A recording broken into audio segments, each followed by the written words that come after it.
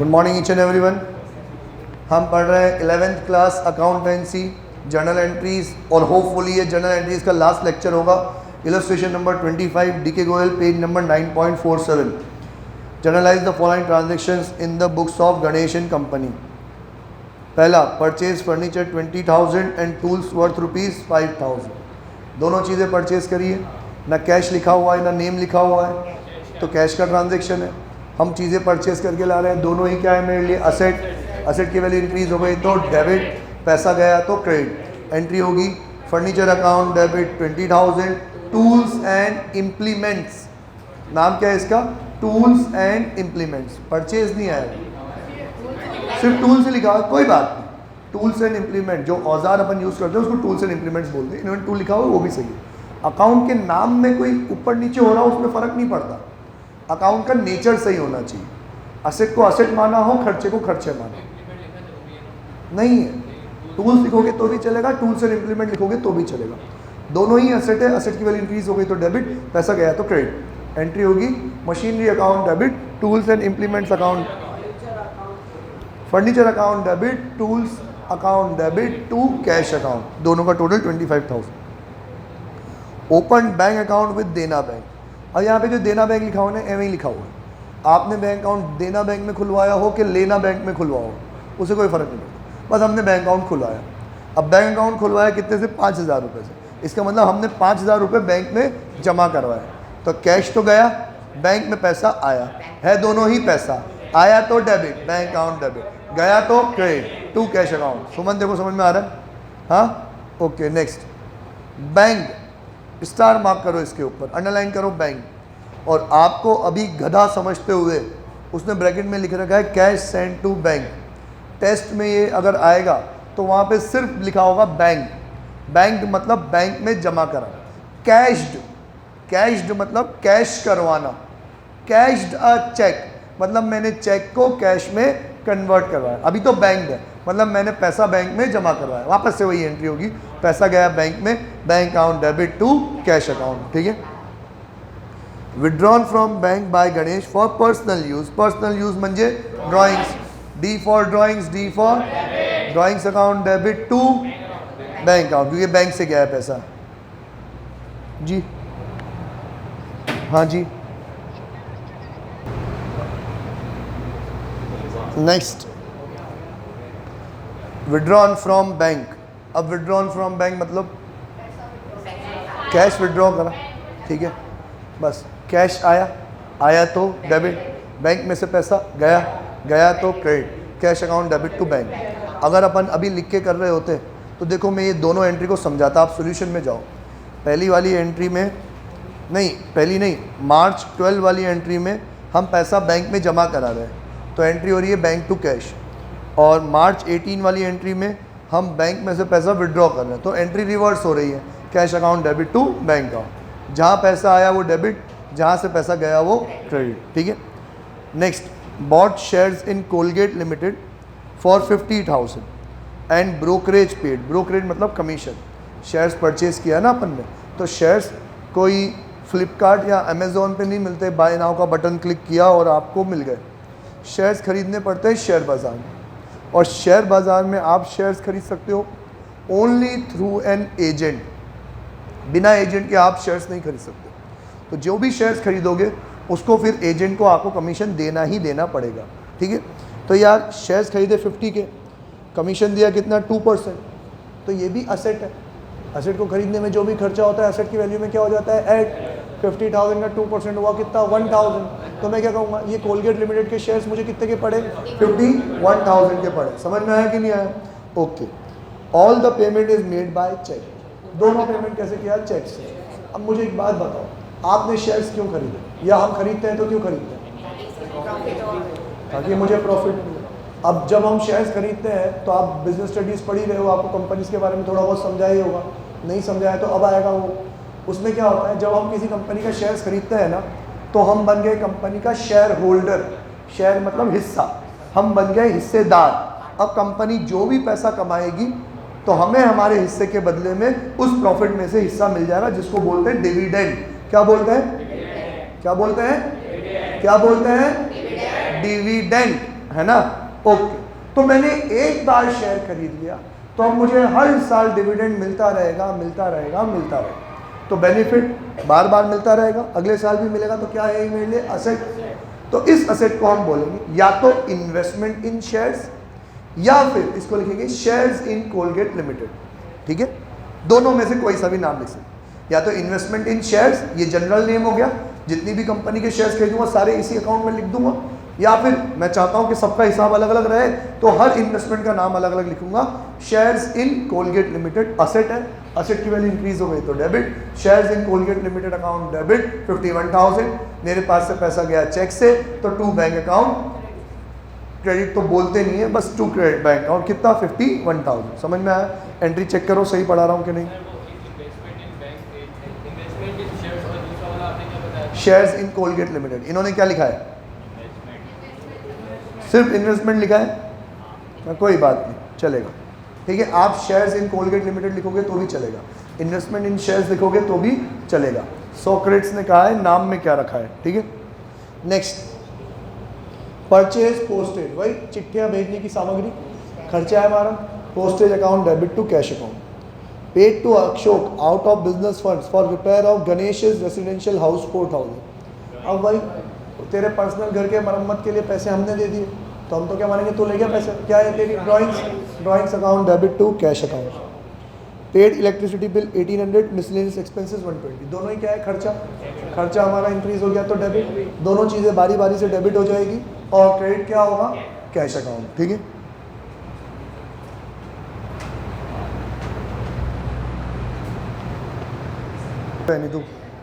Okay, next, salaries unpaid 15,000 and rent due to landlord 3,000। Star mark कर लो, T for test लिख दो।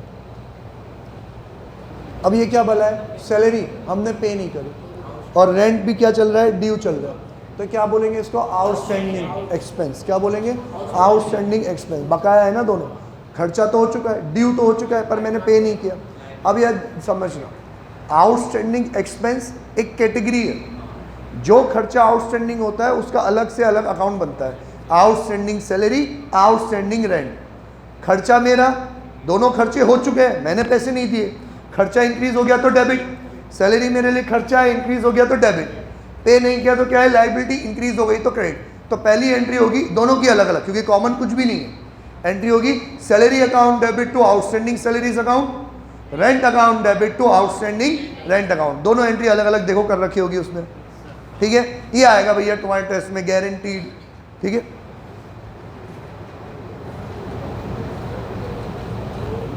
Provide interest on capital 2 lakh at the rate 8% per annum from 1 April 2016 to 31 March 2017। 1 अप्रैल 16 से 31 March 2017 कितना time हो गया? 1 साल, पूरा 1 साल हो गया। इंटरेस्ट की रेट क्या दे रखी है? 8% पर एनम, पूरे साल के लिए 8%। तो 2 लाख का 8% इंटरेस्ट हमें 16,000 देना है कि लेना है? इंटरेस्ट ऑन कैपिटल, बिजनेसमैन जो बिजनेस में कैपिटल इन्वेस्ट करता है उसके ऊपर इंटरेस्ट हम लेंगे कि देंगे? देंगे ना। हमारे लिए क्या हो गया? खर्चा। खर्चा मेरा इंक्रीज हो गया तो डेबिट। एंट्री होगी interest on capital account debit to capital account. Star mark कर लो, लिख दो टी। टेस्ट में आएगा भाई ये भी। हेलो, सो इलस्ट्रेशन नंबर 26, थोड़ा सा जल्दी चलेंगे बेटा। Mukesh brothers invested 2 lakh in business for of general stores. Mukesh brothers ने 2 लाख रुपए इन्वेस्ट करे। तो हम तो बिजनेस है, हमारे पास पैसा आया तो debit, cash account debit to capital account 2 lakh. Paid into current account. Current account मतलब बैंक अकाउंट। बैंक में उन्होंने कितने जमा करा दिए? 1,20। तो अब पैसा गया बैंक में, तो बैंक में पैसा आया तो debit, bank account debit to cash account. Very good, जिसने भी पढ़ा है बहुत बढ़िया पढ़ाया तुमको। परचेज मतलब जो भी तुम्हारे स्कूल टीचरों ने पढ़ाया बहुत बढ़िया पढ़ाया। हाँ चलो ठीक है, फिर भी जिसने पढ़ाया बहुत बढ़िया पढ़ाया।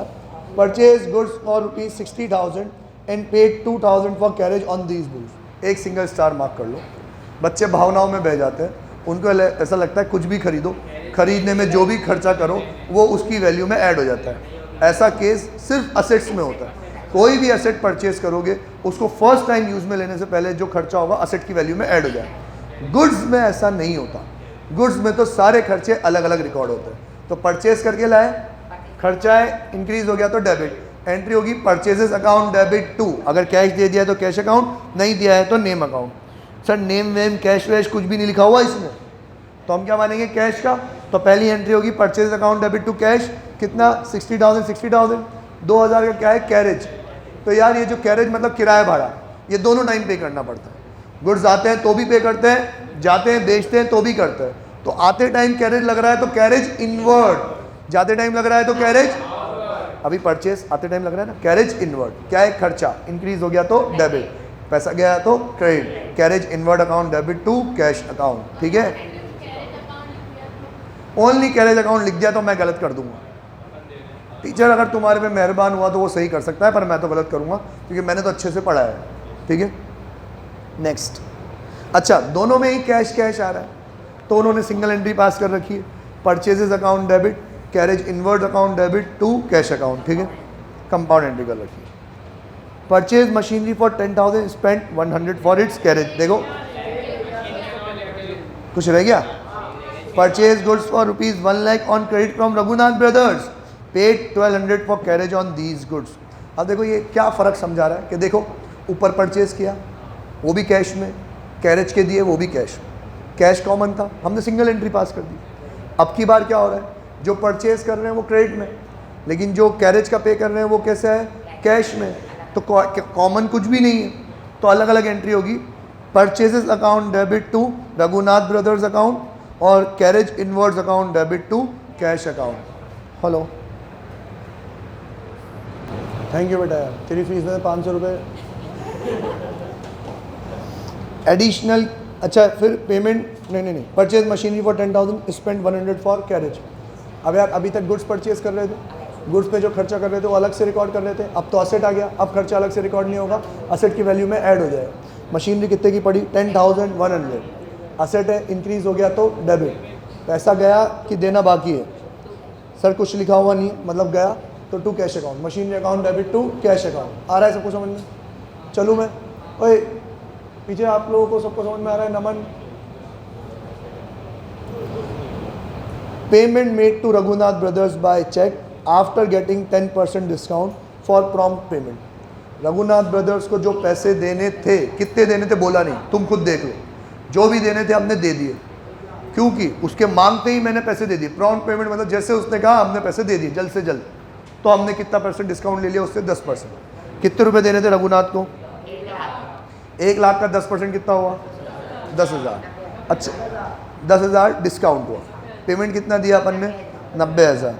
अच्छा देखो यहाँ जो 10% डिस्काउंट लिखा हुआ है उसमें ये ट्रेड है डिस्काउंट है या कैश डिस्काउंट है बोल नहीं रखा, तो कौन सा होगा, ट्रेड के कैश? कैश। पेमेंट करते टाइम डिस्काउंट मिला है तो कौन सा है? कैश डिस्काउंट है ना। तो कैश डिस्काउंट तो रिकॉर्ड होता है, ट्रेड डिस्काउंट की एंट्री नहीं होती, कैश डिस्काउंट की तो होती है। और इसकी टैगलाइन क्या है?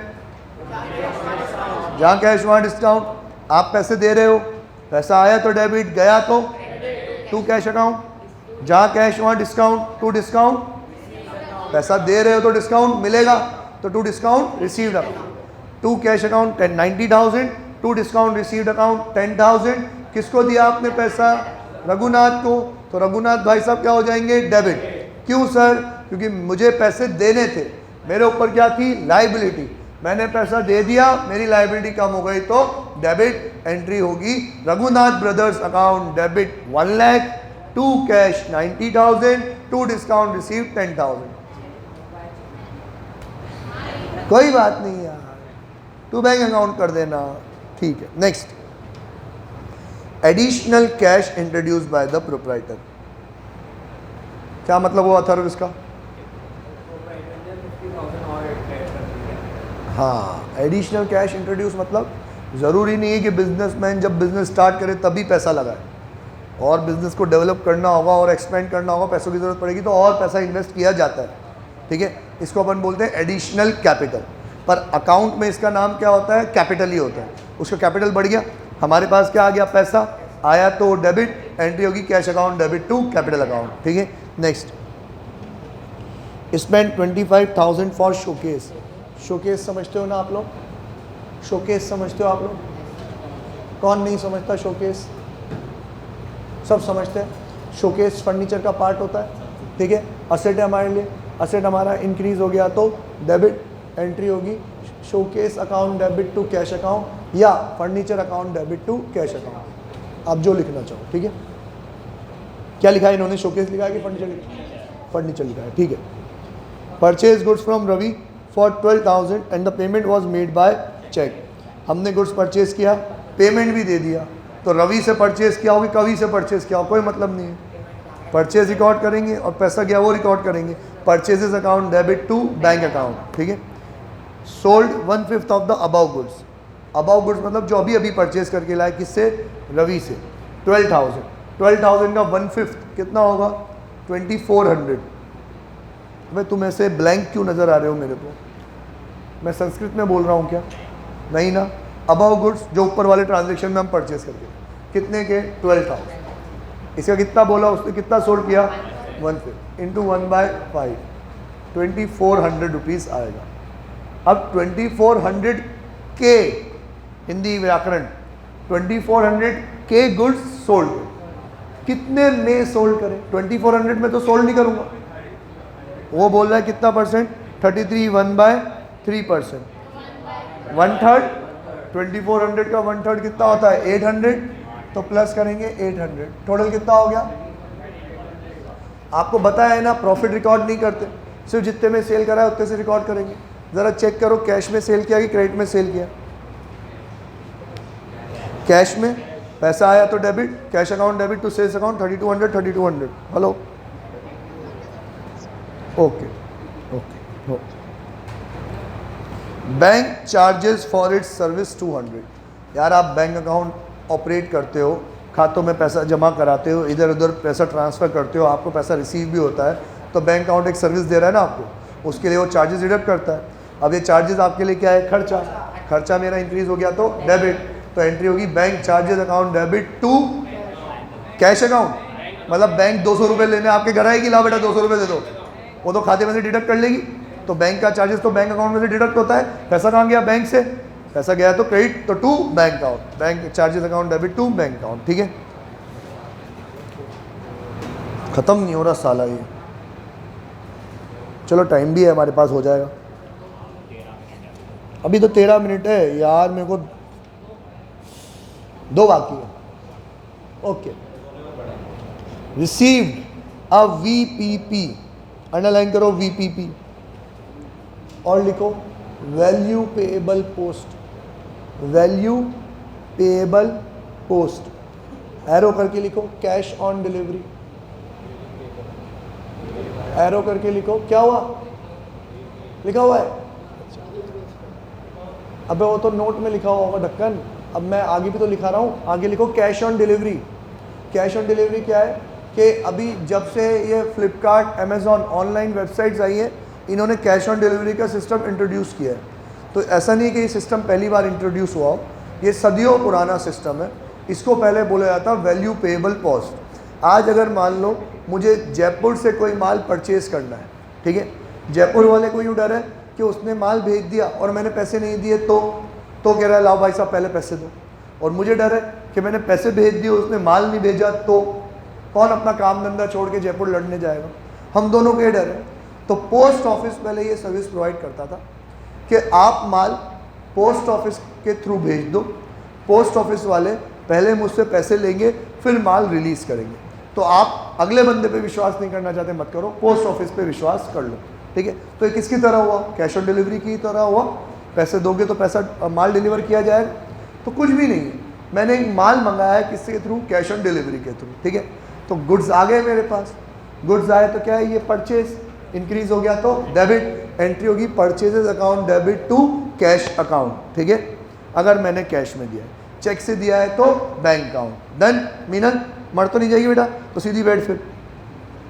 सबको समझ में आएगी?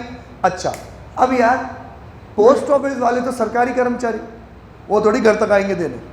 तो कहते थे भाई साहब आपका माल आ चुका है, आ जाओ पोस्ट ऑफिस में जाके ले जाओ पैसे देके।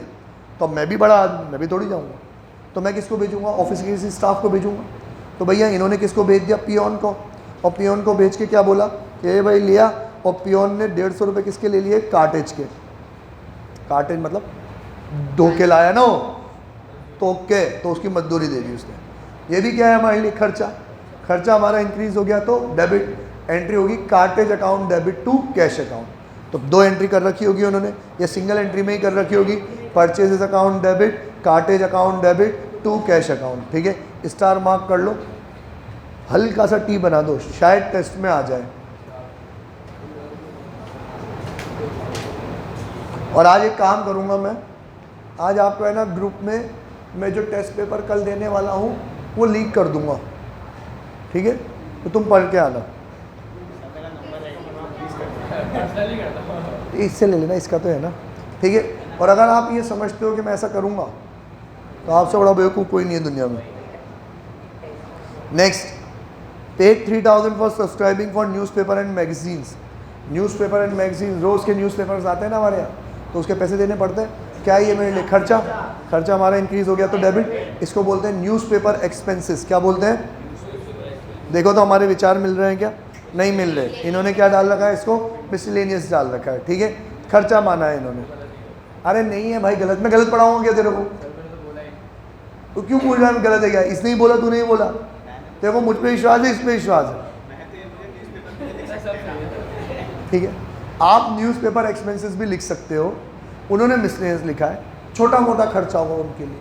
हमारे लिए यही खर्चा बड़ा हो जाता है। आपके घर में अखबार आता है, एक आता है, कॉलेजेस में, इंस्टीट्यूशंस में जो अखबार आते हैं वो बहुत सारे आते हैं, क्योंकि वेटिंग एरिया में इतने सारे लोग होते हैं, तो एक अखबार के लिए सब लड़ेंगे तो अच्छा थोड़ी लगेगा। तो हर अखबार एक एक आता है, राजस्थान पत्रिका भी आता है, दैनिक भास्कर भी आता है, टाइम्स नाउ भी आता है, टाइम्स ऑफ इंडिया भी आता है, अलग अलग मैगजीन्स भी आती हैं, तो उनके लिए खर्चा बड़ा हो जाता है। अब जब बड़ा खर्चा है तो मिसलेनियस में क्यों लिखे उसको, तो वो लोग न्यूज़पेपर एक्सपेंसेस लिखते हैं, इसलिए मैंने न्यूज़पेपर एक्सपेंस बोल दिया। इनके लिए 150 रुपये छोटी बात होगी, तो इन्होंने मिसलेनियस एक्सपेंस लिख दिया टू कैश अकाउंट। चलो आगे बढ़ते हैं अपन। Receive 500 from sale of old newspaper and magazine, star mark कर दो, लिख दो टेस्ट, टी फॉर टेस्ट, ठीक है। अब हमने वो पुरानी रद्दी बेच दी, इसको बोलेंगे अपन मिसलेनियस इनकम। पैसा आया तो debit, cash account debit to miscellaneous income account. Next, receive 10,000 from sale of old chair and table. अब मैंने पुरानी टेबल चेयर बेच दी, मतलब जब लाया था तब क्या लिखा था, फर्नीचर, अब जब बेचूंगा तब भी क्या लिखूंगा, फर्नीचर। पैसा आया तो डेबिट, एंट्री होगी cash account debit to furniture account, ठीक है। Next, paid interest on loan. Interest on loan क्या है हमारे लिए, खर्चा, इंक्रीज हो गया तो debit, interest on loan account debit to cash account. देख लो भाई सही पढ़ा रहा हूँ कि नहीं, सही। Withdrawn goods for personal use, drawings account debit to goods withdraw किए हैं तो क्या आएगा, purchases, drawings account debit to purchase. Goods stolen, cost price 48, loss by theft account debit to purchase account. Goods destroyed by fire, loss by fire account debit to sold goods to X on credit, X account debit to sales account. X return 1/6 of the goods sold to him. 6 lakh का माल sold किया था, उसका 1/6 मतलब 1 लाख उसने return कर दिया, क्या बोलेंगे, सेल्स रिटर्न। सेल्स ने कर रखी है टू के साथ शादी, तो सेल्स होता है क्रेडिट, तो सेल्स रिटर्न होगा डेबिट, एंट्री होगी sales return account debit to X. अब 2 ट्रांजेक्शन आ गए ना, एक्स रिलेटेड। एक्स क्या बन गया, दोस्त, माल कितने का बेचा था, 6 का, वापस कितने का आ गया, पैसे कितने लेने हैं, 5, ओके। नेक्स्ट पढ़ो। X settles his account after deducting 10% discount for prompt payment. X ने अपना अकाउंट सेटल कर दिया, कैसे सेटल करेगा, पैसे देके, मतलब हमारे पास पैसे आ गए, कितना डिस्काउंट दिया, 10%, लेना कितना था, 5 लाख का 10% 50,000, ठीक है, 10% ही लिखा हुआ है ना, तो पैसा कितना आएगा, 4,50,000। कैश से आया, चेक से आया, कुछ भी नहीं बोला तो कैश से आया तो डेबिट, कैश अकाउंट डेबिट, जहाँ कैश वहाँ डिस्काउंट हम दे रहे हैं तो discount allowed. Cash account debit 4,50,000, entry check करो, cash account debit 4,50,000, discount allowed account debit 50,000 to x 5 lakh rupees. X को क्रेडिट क्यों किया, क्योंकि मैंने एक्स को माल सेल करा था, एक्स बन गया मेरे लिए डेटर, असेट। अब उसने पैसे दे दिए, अब वो डेटर नहीं है, असेट की वैल्यू कम हो गई तो credit, done. Next, salaries paid 80,000, salaries owing due 20,000। Star mark करो, लिखो टी। क्या मतलब हुआ इसका बेटा जतिन? तो 80,000 सैलरी पे कर दी और 20,000 पहले की बाकी थी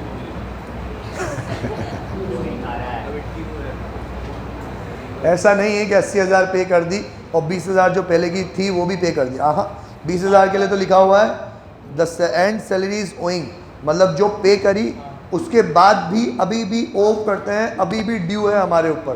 कितने? 20,000 रुपये। मतलब 80 पे करने के बाद भी 20 देने बाकी हैं। तो टोटल सैलरी कितने की हुई? टोटल सैलरी कितने की हुई? 1 लाख। खर्चा हो गया, इंक्रीज हो गया तो डेबिट। एंट्री होगी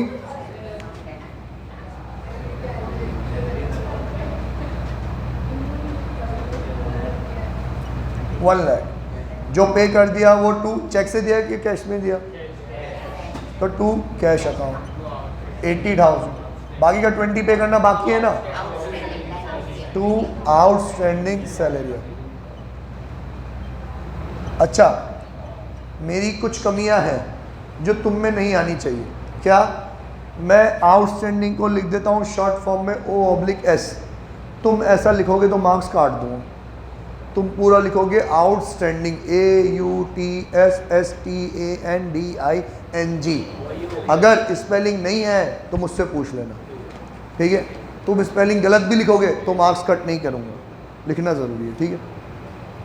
paid income tax, star mark कर दो, लिख दो टेस्ट और अंडरलाइन करो इनकम टैक्स को और लिखो ड्राइंग्स। क्या लिखो? ड्राइंग्स। हाँ, ये पूछा क्वेश्चन तूने, ड्राइंग्स क्यों होंगी? पहले बात बता, इनकम टैक्स क्या होता है? इनकम टैक्स तो इनकम टैक्स होता है।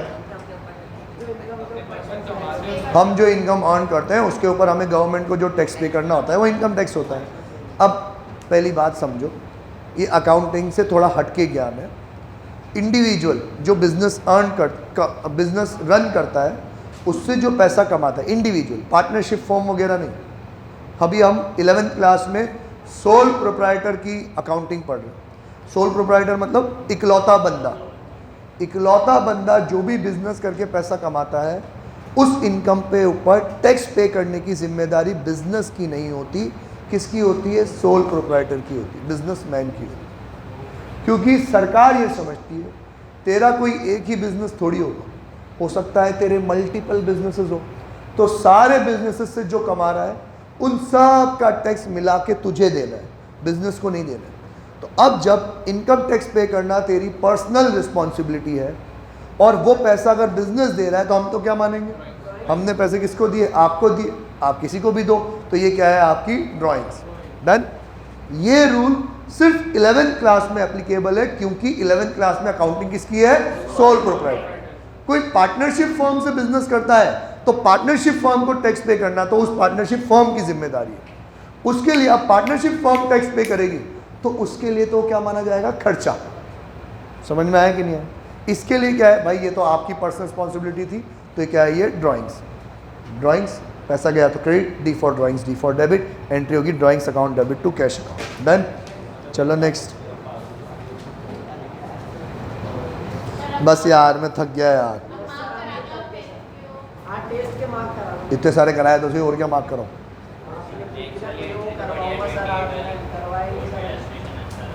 हाँ ए यार, इतना सारा पढ़ाऊँ क्या यार? मैं थक गया यार। एक काम करते हैं, ये वाला इलस्ट्रेशन कल पढ़ लेते हैं, टेस्ट परसों दे देंगे।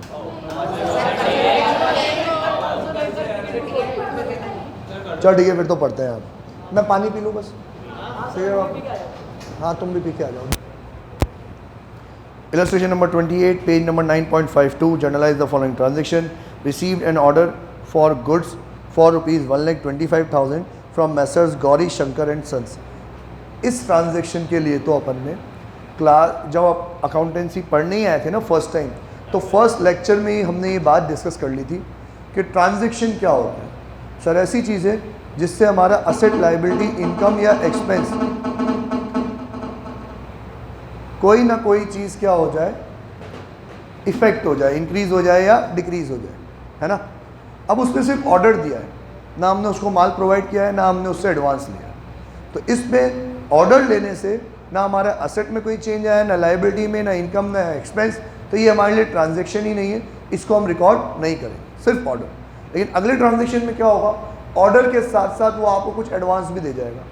अब जब हम एडवांस ले लेंगे तब तो पैसा आ गया भैया, तब तो एंट्री पास करनी पड़ेगी, और अभी सिर्फ पैसा ही आया है, आपने कोई माल तो सप्लाई किया नहीं है, तो ये तो और उल्टा आपके ऊपर क्या गई, लाइबिलिटी। आपको उनको माल सप्लाई करना है, तब हम एंट्री तो करेंगे, पर एज अ सेल की ना करके कैसे करेंगे, लाइबिलिटी की तरह करेंगे। तो देखो पहले वाले ट्रांजेक्शन में तो कोई एंट्री पास नहीं होगी, क्योंकि सिर्फ ऑर्डर है, भले उन्होंने अमाउंट दे रखा हो, पर इस 1,20,000 में से अभी कोई भी अमाउंट रिसीव नहीं हुआ।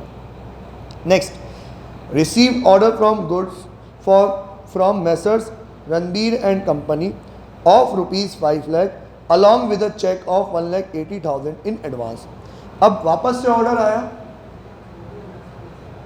बस छोड़ो, वापस से ऑर्डर आया 5 लाख का, पर इस बार हमने 5 लाख की तो एंट्री नहीं करेंगे, पर हमने एडवांस ले लिया कितने का, 1,80,000 का, उसकी एंट्री पास करेंगे अपन। पैसा आया तो debit, cash account debit to, किसने दिया पैसा, रणबीर एंड कंपनी ने, तो रणबीर एंड कंपनी को हमारे लेके आ गई लाइबिलिटी, तो हम रणबीर एंड कंपनी क्या कर देंगे, क्रेडिट कर देंगे। एंट्री होगी cash account debit to Ranbir and company 1,80,000, 1,80,000 done.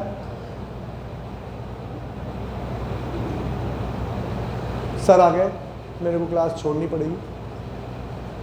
बाकी के जो ट्रांजेक्शन्स हैं वो कल अपन पहले ये ट्रांजेक्शन्स कंप्लीट करेंगे, फिर उसके बाद तुम्हारा टेस्ट होगा, मतलब कल भी तुम्हारी 5 to 10 मिनट्स की क्लास तो रहेगी, ठीक है, फिर टेस्ट होगा। ये जितने भी ट्रांजेक्शन्स हैं ये टेस्ट में नहीं आएंगे, ठीक है। Bye, tata, see you.